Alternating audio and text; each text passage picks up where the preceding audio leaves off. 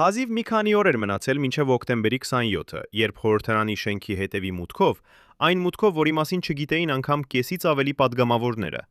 ներս մտավ այն այցելուն, ում ինքնությունը երբեք չգրանցվեց լրագրողների տետրերում։ Ամեն ինչ տեղի ունեցավ ուշ երեկոյան, երբ միջանցքների լույսերը արդեն անջատված էին, եւ միայն երկու աչքի զույգ տեսավ, թե ինչպես վարչապետը ու անծանոթ մարդը մտան փակ կաբինետ։ Ներսից լսվող ձայները չէին նմանվում բարեկամական զրույցի, այլ ավելի շուտ հիշեցնում էին այն խոսակցությունները, երբ մեկը ասում է մյուսին անդառնալի ճշմարտություն։ Երբ այցելուն դուրս եկավ, նրա երեսի արտահայտությունը վկայում էր, որ ինչ-որ բան շատ կարևոր է ասվել, ինչ-որ բան, ինչն արդեն անդառնալի էր դարձրել գործընթացները։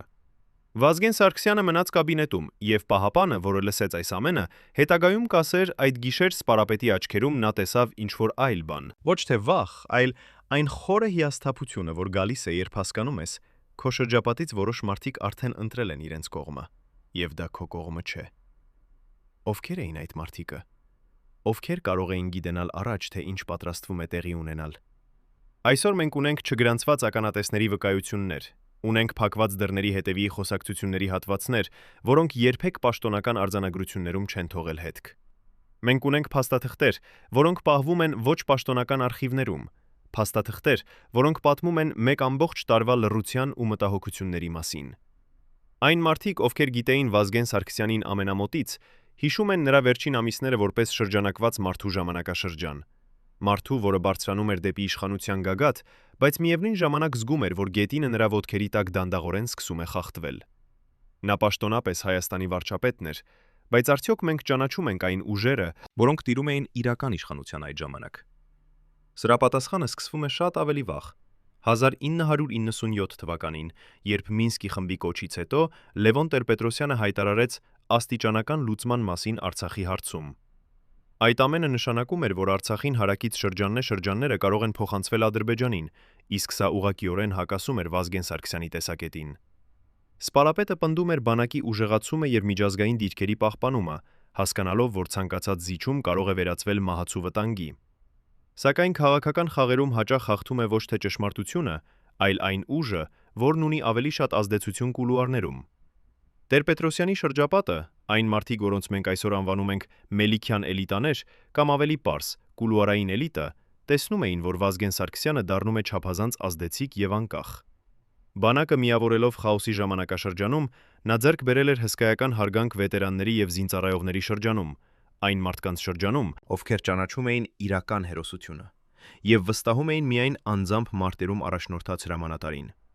Նրանք կոչում էին նրան սպարապետ։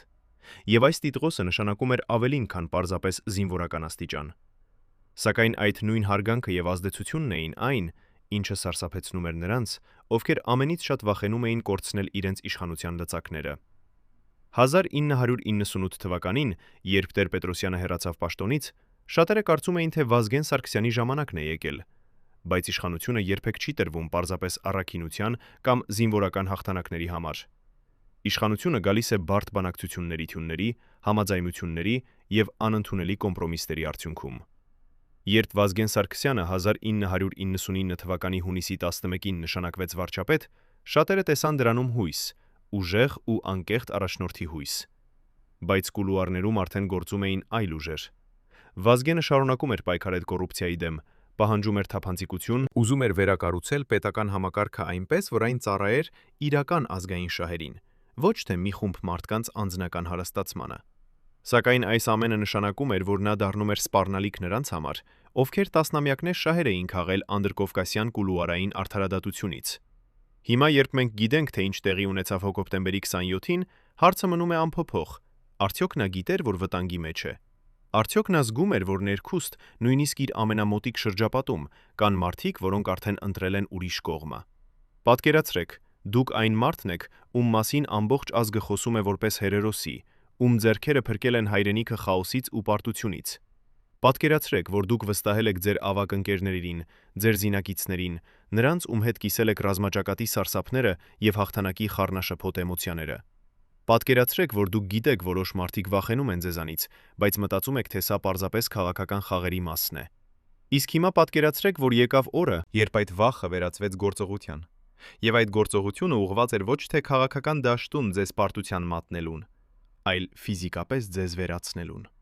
Վազգեն Սարգսյանի վերջին ամիսները լի էին նման իրավիճակներով, երբ նա տեսնում էր մտահոգիչ նշաններ, բայց չէր ցանկանում հավատալ, որ իր սեփականները կարող են նրան մատնել։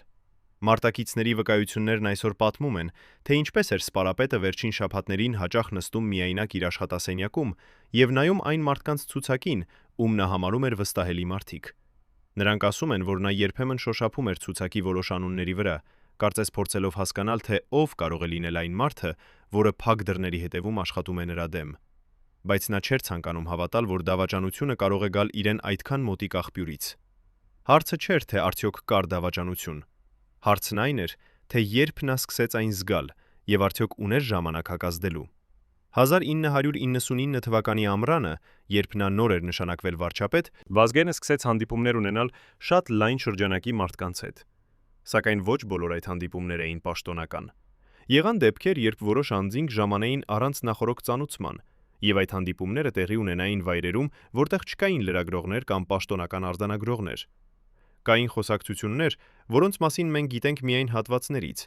այն հատվածներից, որոնք վերապրողները հետագայում հիշել են աղոտ, բայց սարսափելի մանրամասնությամբ։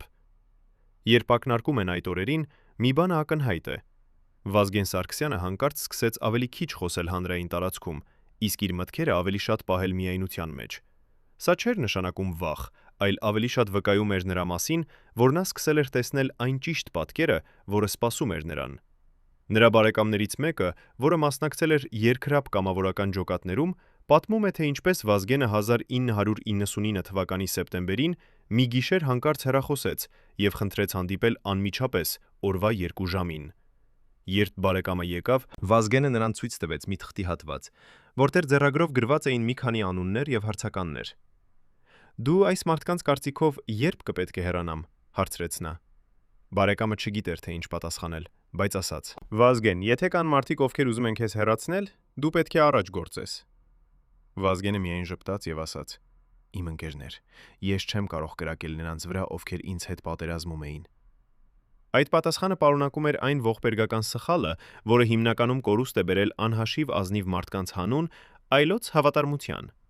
Կային նաև փաստաթղթեր, որոնք հետագայում հայտնաբերվեցին անտիպական վայրերում, փաստաթղթեր, որոնք չէին մտել պաշտոնական տարածության մեջ եւ որոնց մասին միայն շատ նեղ շրջանակը գիտեր։ Այս փաստաթղթերից մեկը հենց նկարագրում էր ֆինանսական հոսքերի ցանցը, որոնք կապում էին որոշ անձանց կոռուպցիոն սխեմաներին, եւ այդ անունների մեջ կային մարդիկ, ում Վազգենը համարում էր իր դաշնակիցներ։ Երբ նա փորձեց հարուցել այդ թեման, նրան ասացին. «Սա ժամանակը չէ, սա կստեղծի անհարկի լարվածություն, մենք պետք է միասնական մնանք»։ Բայց Վազգեն Սարգսյանն այն մարդիկից չէր, ովքեր լռում են, երբ տեսնում են անարդարություն։ Նա սկսեց զննարկել հնարավոր քայլերը, որոնք կթույլ տային մաքրել համակարգը, իսկ դա արդեն ուղղակի սպառնալիք էր դարձել կուլուարային էլիտայի համար։ Արդյոք Վազգենը գիտեր, թե ինչքան մոտ էր վտանգը։ Արդյոք նա կարող էր ենթադրել, որ իր վերջը կարող է գալ ոչ թե ռազմաճակատից, այլ ներսից, խորհրդարանի սենյակից։ Ո՞վ էր վերջում շահել այն ամենից, ինչ տեղի ունեցավ հոկտեմբերի 27-ին։ Դա այն պարզ հարցն է, որը պատմության յուրաքանչյուր մեծ դավաճանությունից հետո միշտ պետք է տանք մեզ, հին ռոմեական «Cui bono», ում նեօքուտը։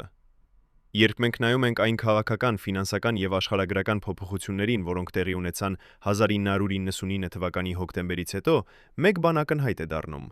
որոշ մարդիկ չէին կորցրել, այլ շահել էին։ Նրանք շահեցին նոր պաշտոններ, ֆինանսական հոսքերի վերահսկողություն, մենաշնոր իրավունքներ ռեսուրսներին եւ այն անպատիժության միջավայրը, որը թույլ էր տալիս շարունակել հարստացումը, առանց վախի, որ սպարապետը կկանգնեցնի նրանց։ Նրանք էին խաղացել երկարաժամկետ խաղ, եւ այդ խաղում Վազգեն Սարգսյանը վտանգ էր ներկայացնում ամեն մի հասցեով։ Նրա ծրագրերը բանակի վերակազմակերպման, կոռուպցիայի հետ պայքարի եւ օլիգարխիկ կառույցների թուլացման մասին։ Այս ամենը ուղղակի սպառնում էր այն ամենին, ինչ կուլուարային էլիտան կառուցել էր տասնամյակների ընթացքում։ Եվ նրանք գործեցին։ Արդյոք դա էր անմիջական պատճառը, թե պարզապես հարմար պահը, երբ մի ամբողջ համակարգ որոշեց, որ Վազգենի գոյությունը այլևս ընդունելի չէ։ Մենք գիտենք միայն այն, որ ահաբեկչության պահին խորհրդարանում ներկա էին ոչ միայն վարչապետը, այլև այլ նշանավոր ղեկավարներ՝ Կարեն Դեմիսճյանը, Լեոնարդ Պետրոսյանը, Հենրիկ Աբրահամյանը, Վազգեն Միքայելյանը, Ռուբեն Միրոյանը, Միքայել Քոթանյանը եւ Արմենակ Արմենակյանը։ Նրանցից որոշները մահացան այդ գիշեր, իսկ ուրիշներն էլ վիրավորվեցին։ Բայց այդ պահի հետաքրքիր մանրամասը չէր միայն սպանությունների հուզական բեռը, այլ նաև հարցը, ինչու հենց այդ մարդիկ, հենց այդ վայրում, հենց այդ ժամին։ Ահաբեկիչները գիտեին ճշգրիտ ժամանակագրությունը, ճշգրիտ տեղադրությունը, եւ նրանց գործողությունները խոսում էին մասնագիտական պատրաստվածության մասին։ Դա չէր պարզապես իմպուլսիվ գործողություն, դա էր հստակ պլան, որը բարդ էր եւ իրականացնելի միայն այն դեպքում, երբ որոշ մարդիկ ներսից ապահովում էին անհրաժեշտ տեղեկատվությունը եւ թույլատրությունները։ Հարցը միայն մնում է. ով էր ստանում ուղակի շահ այդ ողբերգությունից։ Այն մարդիկ, ովքեր հետագայում ստացան բարձր պաշտոններ եւ ֆինանսական միջոցներ, երբեք չեն խոսել Վազգեն Սարգսյանի մահվան մասին հանրային ելույթներում։ Նրանք պահպանում են լռություն կամ արտահայտում են ողբ եւ հանցագործների դատապարտում, բայց երբեք չհարցականեն իրենց դիրքերի ստացման պատմությունը։ Այդ դիրքերը, այդ հնարավորությունները, այդ անգախտելի փողերի հոսքերը, այս ամենը դարձավ հասանելի միայն այն պահից, երբ Վազգեն Սարգսյանը այլևս ներկա չէր որպես արգելք։ Cui bono սկզբունքը պարզ է. նայիր թե ով շահեց, եւ կիմանաս, թե ով կարող էր լինել մոտիվացված։ Մենք չենք կարող ասել վերջնական դատավճիռ, բայց մենք կարող ենք արձանագրել փաստերը։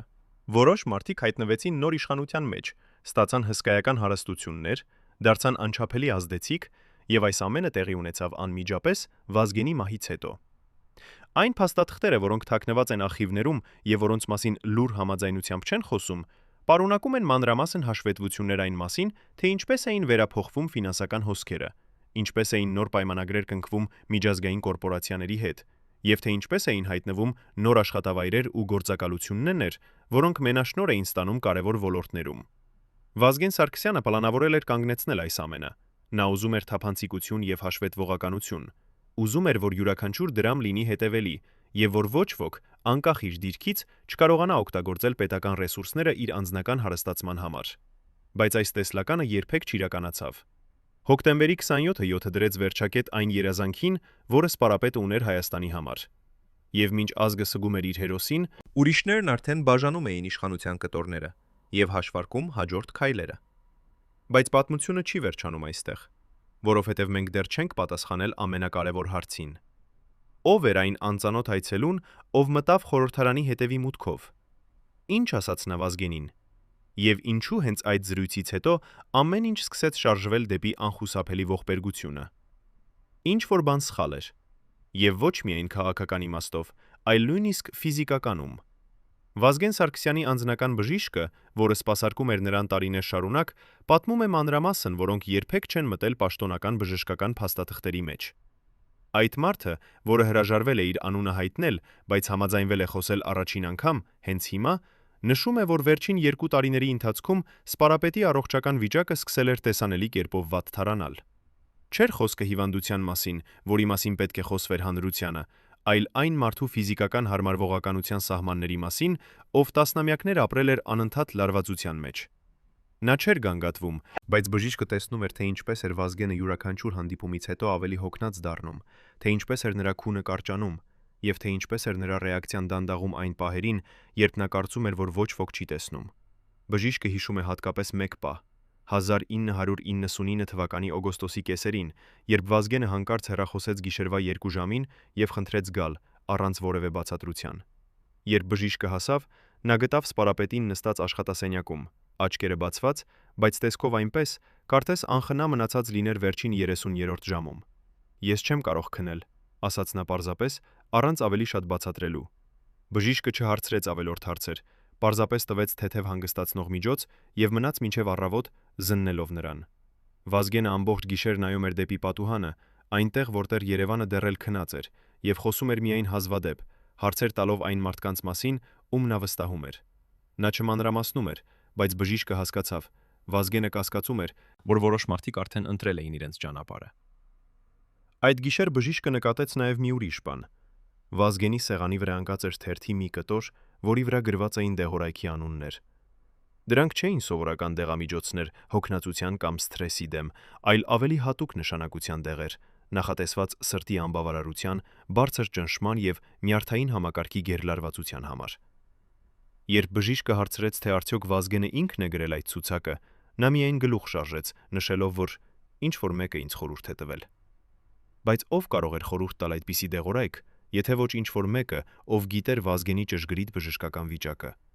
Եվ ավելի կարևորը, ինչու այդ տեղեկատվությունը պահվում էր այդքան խստորեն գաղտնի, որ նույնիսկ անձնական բժիշկը չգիտեր լրիվ պատկերը։ Բժիշկը պատմում է նաև, որ վերջին ամիսներին Վազգենը հաճախ էր մերժում պլանավորված բժշկական զննումները, ասելով հիմա ժամանակ չկա դրա համար։ Նա կարծես հասկանում էր, որ իր ժամանակը սահմանափակ է, բայց ոչ բժշկական իմաստով, այլ քաղաքական։ Նա պետք է ավարտեր այն, ինչ սկսել էր, վերակառուցել համակարգը, մաքրել այն կոռուպցիայից, ապահովել, որ յուրաքանչյուր զինվոր եւ յուրաքանչյուր քաղաքացի կարողանա ապրել արժանապատիվ կյանք։ Բայց ֆիզիկական իրականությունը չէր համաձայնվում դրա կամքի հետ։ Մարմինը սկսում էր մերժել, եւ Վազգենը դա գիտեր։ Բժիշկը հիշում է նրա վերջին խոսքերը այդ օգոստոսյան գիշերից. «Եթե ես չաշխատեմ հիմա, ապա երբ»։ Այս պարզ հարցը պարունակում էր ամբողջ ողբերգական իրականությունը։ Վազգենը գիտեր, որ վախտը սպառվում է, բայց նա չէր հասկանում, թե որքան արագ։ Արդյոք նրա ֆիզիկական թուլությունը նկատեցին նաև նրանք, ովքեր արդեն մտածում էին նրա վերացման մասին։ Արդյոք նրանք սպասեցին հենց այն պահին, երբ նա ամենաթույլն էր, թե պարզապես պատահականությունն էր, որ ամեն ինչ տեղի ունեցավ հոկտեմբերին։ Մարդիկ տեսնում էին միայն սպարապետին, ուժեղ, անկոտրում, վճռական։ Բայց տանը նա դառնում էր ուրիշ մարդ։ Վազգեն Սարգսյանի ընտանիքը տարիներ հերքում էր խոսել նրա մասնավոր կյանքի մասին, բայց այսօր, առաջին անգամ, նրանց միջից մեկը համաձայնվեց պատմել ճշմարտությունը, ոչ ամբողջը։ Բայց բավական, որ մենք հասկանանք, թե ինչ կին էր վճարում այդ մարդը իր հայրենիքի հանդեպ նվիրվածության համար։ Ընտանիքի անդամը, ով պահանջեց մնալ անանուն, պատմում է, որ Վազգենը տանը չէր խոսում քաղաքականության մասին։ Նա փորձում էր պահպանել սովորական կյանքի տպավորությունը, թեև բոլորը գիտեին, որ դրսում, պատերի հետևում, անհանգիստ աշխարհ կար, որը սպասում էր նրա յուրաքանչյուր որոշմանը։ Նա ժպտում էր երեխաների հետ խաղալիս, բայց այդ ժպիտը երբեմն սառում էր կեսուրեն, երբ նրա մտքերը վերադառնում էին անանավարտ գործերին։ Ընտանիքի այդ անդամը հիշում է հատկապես մեկ երեկո, 1999 թվականի սեպտեմբերին, երբ Վազգենը եկավ տուն ուշ, գրեթե կեսգիշերին։ Նա նստեց սեղանի առավոտ եւ խնդրեց, որ ընտանիքի բոլոր անդամները հավաքվեն։ Երբ բոլորը եկան, նա ասաց միայն մի բան. «Եթե ինձ հետ ինչ-որ բան պատահի, դուք պետք է իմանաք, որ ես ամեն ինչ արել եմ, ինչ կարող էի»։ Ընտանիքը լռեց, ոչ ոք չհարցրեց, թե ինչ է նկատի։ Նրանք պարզապես նայեցին նրան, եւ նրա աչքերում տեսան մի բան, որը չէին տեսել առաջ. հիասթափություն։ Ոչ թե վախ, ոչ թե հուսահատություն, այլ խորը հիասթափություն նրանից, որ նա չկարող էր կանխել այն, ինչն անխուսափելի էր դառնում։ Նա իմացել էր, որ որոշ մարդիկ արդեն որոշել էին նրա ճակատագիրը, եւ նրանք չէին նրա թշնամիներից, այլ նրանցից, ում նա համարել էր դաշնակիցներ։ Ընտանեկան անդամը պատմում է նաև, որ վերջին շաբաթներին Վազգենը փոխել էր իր վարքագիծը տանը։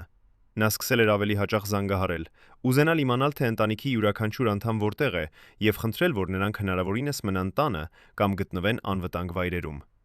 Երբ հարցրին, թե ինչու, նա միայն ասում էր. «Պարզապես անվտանգության համար»։ Բայց բոլորը հասկանում էին, որ դա ավելին էր, քան պարզ զգուշություն։ Դա խոսում էր մարդու մասին, ով սկսել էր պատրաստվել ամենավատին։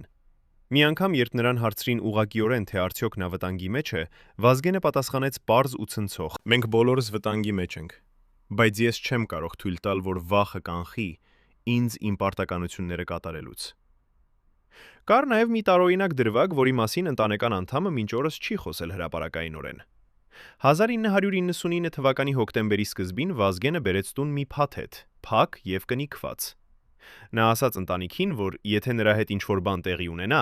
այդ փաթեթը պետք է հանձնվի միայն մի կոնկրետ մարդու, ում անունը նա գրեց թղթի վրա եւ դրեց փաթեթի մեջ։ Նա չբացատրեց, թե ինչ կա փաթեթի ներսում, բայց ընտանիքը տեսավ, որ դա կարևոր էր։ Հոկտեմբերի 27-ից հետո այդ փաթեթը փնտրեցին, բայց երբեք չգտան։ Որոշ մարդիկ կասեն, որ այն կորավ խառնաշփոթության մեջ, բայց ավելի հավանական է, որ ինչ-որ մեկը գիտեր, թե ինչ է այնտեղ, եւ վերցրեց այն շատ արագ։ Այս փաստը խոսում է մեկ ուրիշ ճշմարտության մասին։ Վազգենը պատրաստվում էր իր մահվան հնարավորությանը, եւ նա ուզում էր ապահովել, որ որոշ տեղեկություններ մնան ապրող։ Բայց ով էր այն մարդը, ում նա վստահում էր, եւ ինչու այդ տեղեկությունը երբեք չհասավ իր նշանակման տեղը։ Վստահությունը դանդաղ կործանվում է։ Այն չի ոչնչանում մեկ պահին, այլ քայքայվում է փոքր հարվածներով, փոքր կասկածներով, փոքր նշաններով, որոնք առանձին անգամ չնշանակեն շատ բան, բայց միասին դառնում են անտանելի բեռ։ Վազգեն Սարգսյանի վստահելի զինակիցներից մեկը պատմում է այն մասին, թե ինչպես սկսեցին փոխվել հարաբերությունները նրա ամենամոտ շրջապատում։ Այդ մարդը, նույնպես անանուն, հիշում է, թե ինչպես նրանք նստում էին նախկին ազատ զրույցներում, որտեղ յուրաքանչյուրը կարող էր ազատորեն խոսել, բայց հետո դա փոխվեց։ Սկսեցին պահեր, երբ որոշ մարդիկ լռում էին, երբ Վազգենը մտնում էր սենյակ, կամ երբ նրանք փոխանցում էին նայվածքներ միմյանց, որոնք նշանակում էին հիմա խոսելու ժամանակը չէ։ Այդ զինակիցը հիշում է կոնկրետ դեպք 1999 թվականի սեպտեմբերի վերջերին, երբ նրանք պլանավորում էին մի կարևոր խորհրդակցություն, կապված բանակի վերակազմակերպման հետ։ Խորհրդակցությունը պետք է լիներ սահմանափակ թվով մասնակիցներով, բայց հանկարծ այնտեղ հայտնվեցին մարդիկ, որոնք չպետք է լինեին ներկա։ Վազգենը նկատեց դա, բայց ոչինչ չասաց։ Նա պարզապես շարունակեց խոսել, բայց նրա խոսքերը արդեն փոխված էին, ավելի զգուշավոր, ավելի ընդհանուր, ավելի քիչ կոնկրետ։ Երբ հանդիպումն ավարտվեց, Վազգենը մնաց մենակ այդ զինակցի հետ եւ ասաց միայն երկու բառ. նրանք գիտեն։ Երբ զինակիցը հարցրեց. ով գիտի եւ ինչ, Վազգենը միայն գլուխ շարժեց, նշելով, որ այլևս կարևոր չէ։ Այդ պահից սկսեցին ավելի տարօրինակ իրավիճակներ։ Հանդիպումներ, որոնք պլանավորված էին մի հասցեում, փոխվում էին վերջին րոպեին։ Մարդիկ, ում Վազգենը սպասում էր տեսնել, չէին ներկայանում, ուղարկելով փոխարինող ներկայացուցիչներ։ Իսկ կարևորագույն փաստաթղթերը, դրանք հանկարծ կորչում կամ հետաձգվում էին անվերջ։ Այս ամենը կարող էր լինել պարզապես բյուրոկրատիայի բարդություն, բայց զինակիցը հասկանում էր, որ դա ավելի շատ նման էր համակարգված սաբոտաժի։ Որոշ մարդիկ, ում Վազգենը համարում էր իր թիմի անդամներ, արդեն աշխատում էին դեմ նրան, ոչ բացահայտորեն, այլ ներքուստ, լուռ, զգույշ կերպով խափանելով նրա նախաձեռնությունները։ Զինակիցը պատմում է նաև, որ Վազգենը փորձեց բարձրացնել այս խնդիրը բարձր մակարդակներում, բայց նրա բողոքները հանդիպեցին հանգստեցնող պատասխանների։ Դա պարզապես սխալ է։ Դա ժամանակավոր խնդիր է։ Դու չափազանց շատ ես անհանգստանում։ Բայց Վազգենը գիտեր, որ դա ոչ թե անհանգստություն էր, այլ իրականության հստակ տեսողություն։ Նա համակարգված ջանքեր էր տեսնում իրեն մեկուսացնելու համար, եւ ամենասարսափելին այն էր, որ դա գալիս էր ներսից, այն մարդկանցից, ում նա մտածում էր, որ կարող է վստահել։ 1999 թվականի հոկտեմբերի սկզբին զինակիցը ստացավ անհասկանալի հեռախոսազանգ, ով որ մեկը նրան խորհուրդ տվեց հեռանալ Երևանից մի քանի օրով։ Երբ նա հարցրեց ինչու, արձագանքը եղավ. պարզապես հեռացիր։ Զինակիցը մերժեց, բայց այդ զանգը թողեց խորը տպավորություն։ Ինչ որ մեկը գիտեր, որ ինչ որ բան պատրաստվում է, եւ ուզում էր փրկել որոշ մարդկանց։ Բայց ինչու չէին նախազգուշացնում Վազգենին ինքը։ Պատասխանը սարսափելի է, որովհետև նա հենց նպատակն էր։ Այսօր, երբ այդ զինակիցը նայում է ետ, նա ասում է, որ ամենամեծ ցավն այն է, որ նրանք չկարողացան համոզել Վազգենին, որ իրական վտանգը գալիս էր ներսից, ոչ թե դրսից։ Վազգենը պատրաստված էր դիմակայելու բազմաթիվ թշնամիների, բայց նա չէր պատրաստված հարվածի, որը կգար իր ամենամոտ շրջապատից։ Եվ երբ այդ հարվածը եկավ, արդեն ուշ էր։ Արդյոք Վազգենը հնարավորություն ուներ կանխել այս ամենը։ Արդյոք նա կարող էր գործել առաջ, հեռացնելով նրանց, ում նա կասկածում էր։ Կամ միգուցե նա հենց այդ մարդկանց վստահության վրա էր հույսեր դնում, մտածելով, որ վերջի վերջո նրանք չեն դավաճանի։ Սակայն պատմությունը մեզ սովորեցրել է, որ իշխանության խաղերում վստահությունը հաճախ դառնում է մահացու թուլություն։ Հետո եկավ հոկտեմբերի 27-ը։ Պատկերացրեք, որ դուք անդամ եք շատ նեղ խմբի, մարդիկ, ովքեր գիտեն ամեն ինչ։ Յուրաքանչյուր բժշկական գաղտնիք, յուրաքանչյուր պահուստային ելքի տեղը, յուրաքանչյուր թունելը Երևանի տակ։ Դուք ունեք բանալիներ դեպի այն վայրերը, որոնց մասին նույնիսկ նախարարները չգիտեն։ Դուք նստում եք հանդիպումներում եւ լսում, թե ինչպես է սպարապետը պլանավորում մաքրել համակարգը։ Եվ դուք գիտեք, որ երբ նա ասում է մաքրել, նա նկատի ունի ձեզ եւ ձեր գործընկերներին։ Ձեզ եւ այն ամբողջ կառուցվածքը, որը տասնամյակներ ապրել է ստվերում։ Հիմա պատկերացրեք, որ դուք պետք է ընտրեք կամ հավատարմություն, կամ ձեր անձնական գոյատևումը։ 1999 թվականի ամռանը հենց այդպիսի ընտրության առաջ էին կանգնած մի խումբ մարդիկ, ում անունները մենք երբեք չենք իմանա։ Բայց նրանց որոշումը փոխեց Հայաստանի պատմությունը ընդմիշտ։ Այդ խումբը գոյություն ուներ ոչ պաշտոնական կերպով։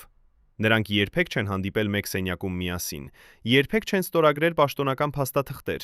երբեք չեն թողել հետք։ Նրանք աշխատում էին ցանցի ձևով, յուրաքանչյուրն իր դերով։ Որոշները վերահսկում էին ֆինանսական հոսքերը, ուրիշները անվտանգության ծառայությունները, երրորդները մեդիան։ Միասին նրանք ստեղծում էին անտեսանելի, բայց հզոր համակարգ, որը կարող էր ազդել յուրաքանչյուր որոշման վրա։ Վազգեն Սարգսյանը սկսեց նկատել այս ցանցի գոյությունը 1950 թվականի վերջերին, երբ նա դեռ պաշտպանության նախարար էր։ Նա տեսավ, թե ինչպես են որոշ հրամանները չկատարվում առանց բացատրության, ինչպես են որոշ մարդիկ նշանակվում պաշտոններ, չնայած նրա առարկություններին, ինչպես են գումարներ անհայտանում բյուջեից առանց որևէ հետքի։ Բայց ամենասարսափելին այն էր, որ այս ցանցը ներառում էր մարդկանց, ում նա անձամբ ճանաչում էր տասնամյակներ։ Նրանք միասին եղել էին Արցախում, միասին կիսել էին ռազմաճակատի դժվարությունները, միասին ուխտել էին ծառայել հայրենիքին։ Բայց երբ եկավ պահը ընտրելու հայրենիք կամ անձնական շահ, նրանք ընտրեցին երկրորդը։ Մի հին ընկերը պատմում է, թե ինչպես Վազգենը 1999 թվականի սեպտեմբերին նրան ցույց տվեց մի գրառում, որտեղ նշված էին 12 անուններ։ Այս 12-ից քանիսն են ինձ դեմ, հարցրեց Վազգենը։ Ընկերը նայեց ցուցակին եւ պատասխանեց. Վազգեն, հարցը չէ քանիսն են, այլ քանիսն չեն։ Վազգենը լռեց երկար, հետո ծալեց թուղթը եւ դրեց գրպանը։ Նա այլևս երբեք չխոսեց այդ մասին։ Այդ խումբը գործում էր հստակ ծրագրով։ Սկզբում նրանք փորձեցին միջազգային ճնշումներ կազմակերպել, նպատակ ունենալով Վազգենին հեռացնել պաշտոնից քաղաքական ճանապարհով։ 1998 թվականին եղան փորձեր ներկայացնելու նրան որպես չափազանց ագրեսիվ կամ անկարող քաղաքական բանակցություններ վարել։ Բայց այդ ամենը ձախողվեց, որովհետև Վազգենի հեղինակությունը զինվորների եւ վետերանների շրջանում այնքան բարձր էր, որ ոչ ոք չհամարձակվեց բացահայտորեն հակադրվել նրան։ Ապա նրանք փոխեցին մարտավարությունը։ Նրանք սկսեցին ստեղծել իրավիճակներ, որոնք ստիպում էին Վազգենին ընտրել կամ կոմպրոմիս գնալ, կամ բախվել համակարգին։ Յուրաքանչյուր անգամ, երբ Վազգենը ընտրում էր երկրորդը, նա ավելի մեկուսացած էր դառնում։ Կար մի կոնկրետ պահ, որը բացահայտում է ամբողջ իրավիճակը։ 1999 թվականի օգոստոսի վերջին Վազգենը կազմակերպեց փակ հանդիպում, մասնակցությամբ նրանց, ում նա հաշվում էր իր թիմի ամենավստահելի մարդիկ։ Նա բացահայտորեն ասաց, որ ունի փաստեր, հաստատելու համակարգված կոռուպցիայի եւ օտարերկրյա ազդեցության մասին։ Նա ուզում էր հանձնել այդ փաստերը գլխավոր դատախազությանը։ Հանդիպումից հետո 3 մասնակիցներ անմիջապես հեռացան դեպի մի ուրիշ հասցե։ Հետագայում պարզվեց, որ հենց այդ 3 մարդիկ էին համակարգող ցանցի հիմնական օղակները։ Այդ գիշեր Վազգենի վերաբերյալ որոշումը ընդունվեց։ Նա դարձել էր անհրաժեշտ զոհ։ Վազգեն Սարգսյանը այն մարդկանցից չէր, ովքեր հեշտությամբ տառապում են ֆիզիկական թուլություններից։ Նա շինել էր իր մարմինը տարիներով, մարտական պատրաստվածության, դժվար քայլարշավների եւ անընդհատ լարվածության միջոցով։ Բայց 1998 թվականից սկսած նրա մարմինը սկսեց խոսել։ Նրա անձնական բժիշկը, որը ստիպված էր պահպանել գաղտնիություն, այսօր առաջին անգամ բացահայտում է մանրամասներ, որոնք երբեք չեն եղել հանրային։ Վազգենը տարեց 30 տարով 4 տարում, ասում է բժիշկը, եւ նրա ձայնը դողում է։ Երբ նա եկավ ինձ մոտ 1999 թվականի հուլիսին, ես տեսա մարդու, ում աչքերը խոր խոռոչներում էին, ում մաշկը կորցրել էր առաջվա առաջքականությունը, ում ձեռքերը թրթռում էին, երբ նա մտածում էր, թե ես չեմ նկատում։ Բժիշկը հիշում է, թե ինչպես էր Վազգենը մերժում հանգստի խորհուրդները։ Ես չեմ կարող հիմա հանգստանալ, ասում էր նա։ Ժամանակ չկա։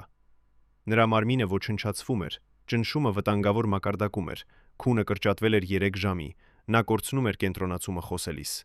Բայց ամենաանհանգստացնող փաստը, որը բժիշկը բացահայտում է, այն է, որ Վազգենի բժշկական գրանցամատյանում որոշ էջեր կորել են։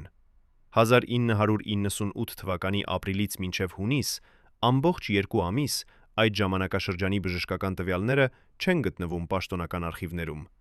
Բժիշկը պնդում է, որ նա անձամբ գրել է բոլոր գրառումները, բայց երբ հոկտեմբերի 27-ից մի քանի օր անց նա փորձեց վերագտնել այդ փաստաթղթերը, դրանք բացակայում էին։ Ինչ որ մեկը գիտեր, թե որտեղ գտնել մեր գաղտնի արխիվը, ասում է նա։ Ինչ որ մեկը ուզում էր, որ որոշակի տվյալներ չմնան։ Այդ էջերում, ըստ բժշկի հիշողության, գրված էին մանրամասներ Վազգենի խորացող անքնության, հանկարծակի ճնշման բարձրացումների եւ մի շարք անհասկանալի ախտամիշների մասին, որոնք բժիշկը չէր կարող բացատրել սովորական սթրեսով։ Այս բացահայտումը հարուցում է սարսուռ ազդեցող հարց. արդյոք Վազգեն Սարգսյանի առողջական վիճակը միայն սթրեսի արդյունք էր, թե ինչ որ մեկը միտումնավոր նպաստում էր նրա ֆիզիկական թուլացմանը։ Բժիշկը հերքում է ցանկացած թունավորման տեսություն, բայց նա նշում է, որ եղել են պահեր, երբ Վազգենի ախտանիշները չէին համապատասխանում տրամաբանական նկարագրությանը։ Մի անգամ 1999 թվականի սեպտեմբերին Վազգենը անսպասելիորեն ներկայացավ բժշկական կենտրոն, ցավերով ստամոքսում եւ սրտի անկանոն ռիթմով։ Բժիշկը վերցրեց վերլուծություններ, բայց մինչև արդյունքները պատրաստ դառնալը, լաբորատորիան հայտարարեց, որ նմուշները վնասվել են եւ պետք է կրկնել։ Երբ կրկնեցին, բոլոր ցուցանիշները նորմալ էին։ Բժիշկը այսօր դեռ չի հասկանում, թե ինչ տեղի ունեցավ։ Վազգենի մարմինը դառնում էր նրա դեմ գործող ուժ։ Յուրաքանչյուր հանրային ելույթից հետո նա վերադառնում էր գրասենյակ եւ կոկորդում էր աթոռին, լրիվ սպառված։ Նրա ընկերները հիշում են, թե ինչպես էր նա կորցրել քաշ, գրեթե 10 կիլոգրամ 5 ամսում։ Նրա դեմքը սկսել էր ունենալ մոխրագույն երանգ, եւ նրա աչքերում միշտ կեցության լիքը հայտնվել էր խոր հոգնածության ստվեր։ Մարդիկ տեսնում էին հերոսին, բայց չէին տեսնում, թե ինչ գդնով էր այդ հերոսությունը գալիս։ Վազգենը վճարում էր իր մարմնի յուրաքանչյուր բջիջով, բայց նա չէր դադարում։ Նա չէր կարող դադարել, որովհետև գիտեր, եթե նա կանգ առնի, ապա ամեն ինչ, ինչի համար պայքարել էր, կվերածվի փոշու։ Բայց նրա թշնամիները տեսնում էին այս թուլությունը, եւ նրանք սպասում էին ճիշտ պահին, երբ Վազգենը կլինի ամենաթույլը, ամենաանպաշտպանը, ամենահեռուն իր լիարժեք ֆիզիկական ուժից։ Հոկտեմբերի 27-ը եկավ հենց այդպիսի պահի։ Ով շահեց Վազգեն Սարգսյանի մահից։ Ով ստացավ այն ամենը, ինչը Վազգենը փորձեց կանխել։ Ով դարձավ նոր իշխանության կենտրոնը եւ ինչպես նրանք դա արեցին։ Հին հռոմեական սկզբունքը cui bono, ումն է օգուտը, երբեք չի խաբում։ Երբ մենք վերլուծում ենք տնտեսական, քաղաքական եւ սոցիալական փոփոխությունները, որոնք տեղի ունեցան հոկտեմբերի 27-ից անմիջապես հետո, պատկերը դառնում է սարսափելի հստակ։ Մի քանի մարդիկ, ում անունները մենք գիտենք, բայց ում դերերը երբեք չեն հետաքննվել մանրակրկիտ, ստացան կարևոր դիրքեր, ֆինանսական հոսքերիզի վերահսկողություն եւ անդրկովկասյան ռեսուրսների մատչելիություն։ Նրանք եղան հիմնական վերջնական շահառուները։ Առաջին անունը, որը հայտնվում է յուրաքանչյուր հետազոտության մեջ, պատկանում է մի մարդու, ով հոկտեմբերից առաջ ուներ միջին մակարդակի դիրք, բայց հետո դարձավ մեկ ամենահզոր ֆինանսական խաղացողներից։ Նրա անունը չենք նշում ոչ իրավական պատճառներով, այլ որովհետև դա մեր նպատակը չէ։ Մենք ցույց ենք տալիս հետևանքները։ 1999 թվականի նոյեմբերին այդ անձը ստացավ բացառիկ թույլտվություններ մասնակցելու 3 խոշոր տնտեսական նախագծերի, որոնք վերաբերում էին էներգետիկայի, հանքային ռեսուրսների եւ տրանսպորտային ճանապարհների վերակառուցմանը։ Այդ նախագծերի ընդհանուր արժեքը գնահատվում էր տասնյակ միլիոններով։ Վազգեն Սարգսյանը կենթանի լինելու դեպքում երբեք չէր թույլատրելու այդ պայմանագրերը։ Նա պահանջում էր միջազգային մրցույթներ եւ թափանցիկություն։ Բայց նրա մահից հետո բոլոր արգելքները վերացան։ Երկրորդ անունը պատկանում է մարդու, ով աշխատում էր անվտանգության համակարգում եւ ով հանկարծ 1999 թվականի դեկտեմբերին ստացավ առանցքային դիրք պետական գաղտնի ծառայություններից մեկում։ Այդ դիրքը նրան տվեց հասանելիություն ուն ամբողջ գաղտնի արխիվներին, ներառյալ այն փաստաթղթերը, որոնք Վազգենը հավաքել էր կոռուպցիայի մասին։ Հետագայում այդ փաստաթղթերի մեծ մասը անհայտացավ։ Այն 38 էջերը, որոնք հիշում են նրանք, ովքեր տեսել էին դրանք, պարունակում էին բանկային հաշիվների տվյալներ, ֆինանսական փոխանցումների ցուցակներ եւ հանդիպումների արձանագրություններ։ Այս ամենը ոչնչացվեց տեխնիկական սխալի պատճառով։ Երրորդ անունը կապված է մեդիայի սեփականատիրոջը, ով հոկտեմբերից հետո ստացավ նոր հեռուստաալիքի լիցենզիա եւ սկսեց վերահսկել հանրային տեսակետը։ Նրա հեռուստաալիքը երբեք չբարձրացրեց անհարմար հարցեր Վազգենի մահվան հետաքննության մասին։ Երբեք չպահանջեց ավելի խորը հետազոտություններ եւ միշտ ներկայացրեց պաշտոնական տարբերակը որպես միակ ճշմարտությունը։ Նրա ֆինանսական հաշվետվությունները ցույց են տալիս, որ 1 տարում նրա ակտիվները աճել են հնգապատիկ։ Այս աճը չի բացատրվում պարզ բիզնես հաջողությամբ, այլ խոսում է համակարգված աջակցության մասին։ Բայց ամենասարսափելի մանրամասը ֆինանսական հոսքերում է։ Անկախ տնտեսագետների վերլուծությունը, որը հրապարակվել է միայն նեղ շրջանակների կողմից, ցույց է տվել, որ 1999 թվականի նոյեմբերից մինչև 2003 թվականը գրեթե 2 տարվա ընթացքում հայտնվեցին ֆինանսական հոսքեր, որոնց աղբյուրը հնարավոր չէր հետևել։ Այդ հոսքերի ընդհանուր գումարը գնահատվում է $200 միլիոն ավելի։ Այս գումարը չի հայտնվել պետական բյուջեում, չի գնացել սոցիալական ծրագրերի, չի օգտագործվել բանակի արդիականացման համար։ Այն պարզապես անհետացել է հատուկ հաշիվներում, մասնավոր անձանց սեփականությամբ։ Վազգեն Սարգսյանը գիտեր այս ամենի մասին։ Նա ուներ ապացույցներ, նա պլանավորում էր հանրայնացնել դրանք։ Բայց այդ ապացույցները մահացան նրա հետ։ Կամ ավելի ճիշտ, դրանք վերցվեցին, մինչև նա կարողանար խոսել։ 1999 թվականի հոկտեմբերի 27-ը սկսվեց սովորական առավոտով։ Վազգեն Սարգսյանը արթնացավ ժամը 7-ին, երբ Երևանը դեռ քնած էր աշնանային մառախլի տակ։ Նա նստեց մահճակալի եզրին, գլուխը բռնած ձեռքերում եւ մնաց այդպես երկար րոպեներ։ Ձեռքերը դողում էին այնպես, ինչպես երբեք չէին դողացել ռազմաճակատում։ Պահապանը, որը նրան սպասարկում էր տարիներ շարունակ, հիշում է, թե ինչպես սպարապետը փակեց աչքերը եւ խոնարհեց գլուխը, կարծես աղոթելով, թեև բոլորը գիտեին, Վազգենը երբեք չէր խոսել Աստծո հետ բարձրաձայն։ Այդ առավոտը նա հագավ մուգ կոստյում, նայեց հայելուն եւ տեսավ ինքն իրեն, 40 տարեկան մարդ, ում դեմքը կրում էր 20 տարվա պատերազմի հետքերը։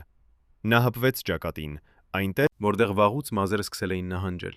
եւ մտածեց, թե արդյոք տեսնել է իր 41-րդ ծննդյան օրը։ Նա ճաշեց լռությամբ։ Սուրճը սառում էր բաժակում, որովհետև նա չէր խմում։ Հացը մնաց չխածված։ Պահապանը փորձեց մի բան հարցնել, բայց Վազգենը միայն բարձրացրեց ձեռքը, խնդրելով լռություն։ Ժամը 8-ին նա դուրս եկավ տանից։ Ամբողջ ճանապարհը դեպի խորհրդարան նա նայում էր պատուհանից դուրս, տեսնում էր քաղաքը, Երևանը, որը նա սիրում էր ավելի, քան իր կյանքը, եւ մտածում էր, թե արդյոք այս քաղաքը հասկանում է, թե ինչ գնով է պահպանվել նրա խաղաղությունը։ Մեքենան անցավ Հանրապետության հրապարակով, օպերայի շենքի կողքով, այն փողոցներով, որտեղ երեխաները շտապում էին դպրոց։ Սա այն Հայաստանն էր, որի համար Վազգենը տվել էր ամեն ինչ։ Բայց այդ առավոտը Վազգենը գիտեր մի բան, որ չգիտեին մյուսները։ Նա գիտեր, որ այսօր տեղի է ունելու խորհրդարանի արտահերթ նիստը, որտեղ ներկա կլինեն բոլորը՝ Կարեն Դեմիրճյանը, Լեոնարդ Պետրոսյանը, Հենրիկ Աբրահամյանը։ Նա գիտեր նաև, որ իր սեղանի խորը դարակում կար փակ ծրար, այն ծրարը, որի մասին նա պատմել էր միայն մեկ մարդու։ Այդ ծրարում էին փաստաթղթեր, բանկային փոխանցումների ցուցակներ, հեռախոսազրույցների արձանագրություններ, ֆինանսական վերլուծություններ, որոնք բացահայտում էին ամբողջ ճշմարտությունը կոռուպցիոն ցանցի մասին։ Վազգենը պլանավորել էր այսօր, նիստից հետո հրապարակայնացնել այդ ամենը։ Նա պլանավորել էր վերջապես ազատել Հայաստանը այն մարդկանցից, ովքեր տասնամյակներ հարստացել էին ժողովրդի հաշվին։ Սակայն նա չգիտեր, որ նրա պլանը արդեն հայտնի էր ուրիշներին։ Ժամը 9:33, Վազգենը ներս մտավ խորհրդարանի շենք։ Նա ողջունեց պատգամավորներին, նստեց իր տեղում եւ սկսեց դիտել սենյակը։ Յուրաքանչյուր դեմք նրան ծանոթ էր, ոմանք տասնամյակներ շարունակ, ոմանք վերջին տարիներից։ Բայց այսօր նա նայում էր այդ դեմքերին այլ ակնոցով։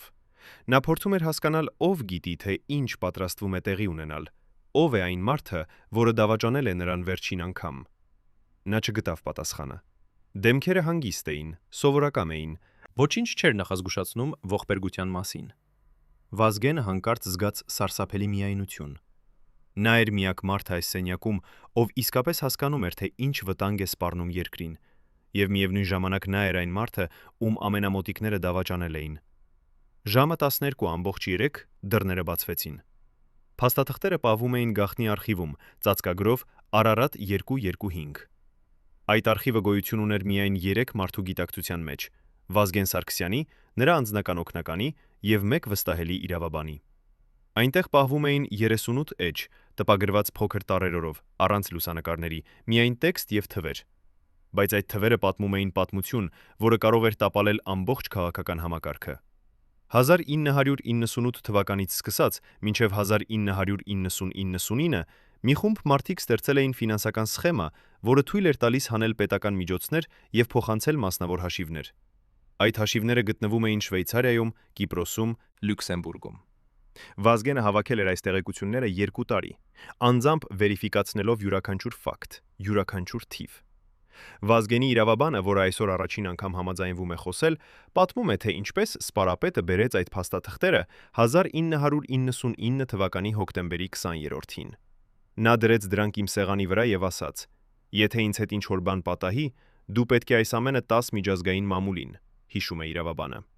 Ես հարցրի. «Վազգեն, ինչու մտածում ես, որ քեզ հետ կարող է ինչ-որ բան պատահել»։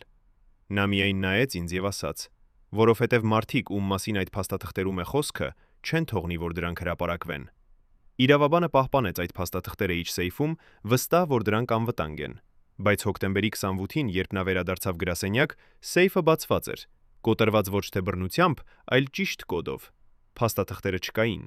Ով գիտեր կոդը։ Միայն 3 մարդ՝ Վազգենը, Իրավաբանն ու օգնականը։ Օգնականը հոկտեմբերի 27-ին սպանվեց խորհրդարանում Վազգենի կողքին։ Իրավաբանը կենդանի էր։ Ուրեմն ով էր երրորդ մարդը, ով գիտեր այդ կոդը։ Իրավաբանը հիշում է, որ Վազգենը մի անգամ ասել էր. «Ես տվել եմ կոդը մեկ այլ մարդու, անվտանգության համար»։ Երբ հարցրին ով է այդ մարդը, Վազգենը պատասխանեց. «Մարդ, ում ես վստահում եմ ին կյանքը»։ Այդ մարդը երբեք չհայտնվեց։ Իսկ փաստաթղթերը անհետացան ընդմիշտ։ Բայց կար մի պատճենը, որի մասին Վազգենը չպատմել էր իրավաբանին։ Ըստ մեկ աղբյուրի, որը մնաց անանուն, Վազգենը ուղարկել էր Digital պատճենը մի միջազգային լրագրողի, ով աշխատում էր անկախ հետաքննության վրա։ Այդ լրագրողը պետք է հրապարակեր նյութը 1999 թվականի դեկտեմբերին, երբ բոլոր փաստերը լինեին ստուգված։ Բայց հոկտեմբերի 31-ին լրագրողը հանկարծ հայտարարեց, որ նյութերը կորել են տեխնիկական սխալի պատճառով։ Նա երբեք այլևս չխոսեց այդ մասին։ Որոշ մարդիկ ասում են, որ նա ստացավ սպառնալիքներ։ Ուրիշներն ասում են, նրան վճարեցին լռելու համար։ Մենք երբեք չենք իմանա ճշմարտությունը։ Այսպիսով, յուրաքանչյուր պատճենը անհետացավ, թղթային, դիգիտալ, բոլորը։ Մնաց միայն հիշողությունը այն մարդկանց մոտ, ովքեր տեսել էին այդ փաստաթղթերը, եւ նրանք լռում էին, իմանալով, որ խոսելը կարող է արժենալ կյանքը։ Վազգեն Սարգսյանը վախենում էր այս հենց սցենարից, եւ դրա համար նա ուզում էր հրապարակայնացնել ամեն ինչ մեկ օրում, միանգամից, որpիսի ոչ ոք չկարողանա կանգնեցնել ճշմարտությունը։ Բայց նրան չտվեցին այդ օրը։ Այն մարդիկ, ում մասին խոսվում էր այդ փաստաթղթերում, գործեցին արագ եւ անողորմ։ Եվ այսօր, 23 տարի անց, մենք դեռ չունենք այդ փաստաթղթերը։ 1999 թվականի հոկտեմբերի 27-ին, երբ ազգային անվտանգության ծառայության հատուկ խումբը մտավ խորհրդարանի շենք ողբերգությունից 20 րոպե անց, նրանք գտան մի բան, որը չպետք է գտնեին։ Դա էր փոքրիկ նոթատետր, ընկած Վազգեն Սարգսյանի աշխատասեղանի տակ, արյունաթաթախ, բայց ընթեռնելի։ Այդ նոթատետրում Վազգենը գրել էր երկու բառ. նրանք գիտեին։ Ոչինչ ավելի, միայն այդ երկու բառը։ Վերջին գրառումը կատարված հավանաբար նույն օրը, հավանաբար մի քանի ժամ առաջ։ Այդ նոթատետրը պետք է մտներ քրեական գործի նյութերի մեջ, որպես ապացույց։ Բայց երբ դատական նիստերը սկսվեցին, նոթատետրը չկար ցուցակում։ Ազգային անվտանգության աշխատակիցը, որը առաջինն էր վերցրել այն, հետագայում ասաց, որ փոխանցել է Վերադաս Պաշտոնյայի։ Վերադաս Պաշտոնյան ասաց, որ երբեք չի ստացել այն, եւ նոթատետրը կորավ անհետ, ճիշտ այնպես, ինչպես փաստաթղթերը, ինչպես բժշկական Գրանցամատյանի էջերը, ինչպես այդ ամբողջ ճշմարտությունը։ Բայց եթե Վազգենը գրեց նրանք գիտեին, ապա ինչ գիտեին նրանք։ Մի վկական, որը ներկա էր խորհրդարանում այդ պահին եւ վիրավորվեց, բայց մնաց կենդանի, հիշում է, որ մինչեւ ահաբեկիչների մուտքը Վազգենը զրուցում էր Կարեն Դեմիրճյանի հետ եւ հանկարծ դադարեց, նայելով դեպի դուռը։ Վկական չկարող էր լսել նրանց խոսքերը, բայց տեսավ, որ Վազգենի դեմքը սաստկացավ, իսկ Դեմիրճյանը հանգստացնող ժեստ արեց ձեռքով։ Ինչով էին նրանք խոսում, մենք չենք իմանա, քանի որ Դեմիրճյանը նույնպես սպանվեց այդ օրը։ Բայց վկան պնդում է, որ տեսավ, թե ինչպես Վազգենը հանեց իր ներքին գրպանից մի թղթի կտոր եւ գրեց ինչ-որ բան։ Հավանական է, որ հենց այդ պահին էր գրվել նրանք գիտեին։ Ո՞վ էին նրանք։ Ով գիտեր, որ Վազգենը այսօր պատրաստվում է հրապարակայնացնել փաստաթղթերը։ Ով գիտեր, որ խորհրդարանում այսօր կլինեն բոլոր առաջնորդները միասին, ներառյալ վարչապետը, խորհրդարանի նախագահը, պետնախարարները։ Ով գիտեր, որ անվտանգության համակարգը այդ օրը կլինի անսպասելի թուլացված, որոշ պահապանները հանկարծ հիվանդացել էին, որոշ տեսախցիկները տեխնիկական սպասարկման մեջ էին, որոշ ճանապարհները փակվել էին վերանորոգման համար։ Այս ամենը պարզապես պատահականություն չէր։ Սա էր համակարգված պլան, որը պահանջում էր ներքին տեղեկատվություն, համակարգում եւ մարդկանց ցանց, ովքեր պատրաստ էին կատարել անհրաժեշտը։ 1999 թվականի հոկտեմբերի 27-ը չէր պարզապես ահաբեկչություն։ Սա էր պետական հարված, իրականացված ջանադրողների ձեռքերով, բայց պատվիրված ու համակարգված այն մարդկանցից, ովքեր նստում էին իշխանության կաբինետներում եւ վախենում էին, որ Վազգեն Սարգսյանը կբացահայտի նրանց իսկական դեմքերը։ Նրանք գիտեին, որ եթե Վազգենը հաջողի, նրանք կկորցնեն ամեն ինչ՝ իշխանությունը, փողը, անպատիժությունը։ Եվ նրանք որոշեցին, որ ավելի լավ է մեկ մարդ զոհաբերել, քան թույլ տալ, որ ամբողջ համակարգը փլուզվի։ Վազգեն Սարգսյանը դարձավ այդ անխուսափելի զոհը։ Նա գիտեր սա։ Նրա վերջին խոսքերը նրանք գիտեին, դա էր նրա վերջնական վկայությունը։ Նա ընդունեց, որ իրեն դավաճանել էին, եւ ընդունեց, որ չի կարողացել կանխել այն։ Բայց նա թողեց հետք, այդ 2/2 բառը նոթատետրում, եւ թեև այդ նոթատետրը կորավ, հիշողությունը մնաց։ Հոկտեմբերի 27-ից հետո Վազգեն Սարգսյանի ընտանիքը կործանվեց, ոչ թե ֆիզիկականորեն, այլ ներսից, այն ցավից, որը երբեք չանցնում է։ Նրա մայրը մահացավ 3 տարի անց, երբեք չվերականգնվելով որդու կորուստից։ Նրա ընտանիքը հեռացավ հանրային ուշադրությունից, պահպանելով լռություն այն տարիները, երբ Հայաստանը փոխվում էր անճանաչելի կերպով։ Նրանք երբեք չխոսեցին դավաճանության մասին, երբեք չմեղադրեցին կոնկրետ մարդկանց, միայն լռեցին եւ սգացին մենության մեջ։ Նրանց լռությունը ավելի բարձր էր խոսում, քան ցանկացած մեղադրանք։ Հայաստանը փոխվեց։ Մարդիկ, որոնց Վազգենը փորձել էր հանել իշխանությունից, մնացին իրենց տեղերում։ Ավելին, նրանք ամրապնդվեցին, որովհետև այլևս չկար ոչ ոք, ով համարձակություն ունենար մարտահրավեր նետել նրանց։ 1999 թվականից հետո Հայաստանում սկսվեց նոր դարաշրջան, կուլուարային էլիտայի ոսկեդար, երբ նրանք կարողացան վերահսկել ամեն ինչ՝ տնտեսությունը, մեդիան, անվտանգությունը։ Վազգենի երազանքը, թափանցիկ եւ արդար համակարգը մնաց միայն երազանք։ Երկիրը, որի համար նա տվել էր ամեն ինչ, շարունակեց տառապել այն հիվանդությունից, որը նա փորձել էր բուժել։ Նրանց, ովքեր դավաճանեցին, երբեք չհարցաքննեցին։ Ոչ ոք չպահանջեց պատասխանատվություն այն մարդկանցից, ովքեր տեղեկատվություն էին տվել ահաբեկիչներին, ովքեր ապահովել էին անվտանգության թուլացումը, ովքեր հանել էին փաստաթղթերը արխիվներից։ Այն մարդիկ, ում անունները Վազգենը գրել էր իր 12 անունների ցուցակում, շարունակեցին ապրել հանգիստ կյանք, որոշները բարձր պաշտոններում, ուրիշները բիզնեսի հաջողված ներկայացուցիչներ, երրորդները միջազգային խորհրդատուներ։ Նրանցից ոչ մեկը երբեք չկրեց անհանգստություն իր արածի համար։ Այսօր, 23 տարի անց, Հայաստանը դեռ ապրում է այդ ողբերգության ստվերում։ Վազգեն Սարգսյանի անունը արձանագրված է պատմության մեջ որպես հերոս, բայց նրա իսկական վախերի, նրա վերջին ամիսների հուսահատության եւ նրա փորձի փրկել երկիրը կուլուարային էլիտայից, այդ ամենը մնում է խորը թաքցված։ Բոլորը գիտեն, որ ինչ-որ բան սխալ էր, բայց քչերն են համարձակվում հարցնել ինչ եւ ինչու։ Վազգենի անձնական բժիշկը, իրավաբանը, զինակիցները, նրանք ապրում են այն ճշմարտության հետ, որը երբեք չեն կարող ասել բարձրաձայն։ Նրանք տեսան այն ամենը, նրանք գիտեն անունները, նրանք հիշում են այն 2 բառերը նոթատետրում։ Բայց նրանք լռում են, որովհետև գիտեն, խոսելը կարող է վտանգավոր լինել նույնիսկ այսօր, երբ 23 տարի է անցել։ Համակարգը, որը սպանեց Վազգենին, դեռ կենդանի է, բայց ամենակարևոր հարցը մնում է առանց պատասխանի։ Ո՞վ էր իրական մեղավորը։ Ո՞վ էր այն մարդը կամ այն խումբը, որը վերջնականաց տվեց հրամանը։ Ո՞վ էր այն հիմնական ուժը, որը համակարգեց ամբողջ պլանը, ապահովեց ահաբեկիչների մուտքը, կազմակերպեց ապացույցների ոչնչացումը, լռեցրեց վկաներին։ Մենք գիտենք անունները նրանց, ովքեր շահեցին, բայց արդյոք նրանք էին իրական հրամանատարները, թե նրանք նույնպեները, թե նրանք նույնպես մարդիկ էին մի ավելի խորը խաղում։ Արդյոք երբևէ պարզվելու է, թե ով կանգնած էր այս ամենի ետևում։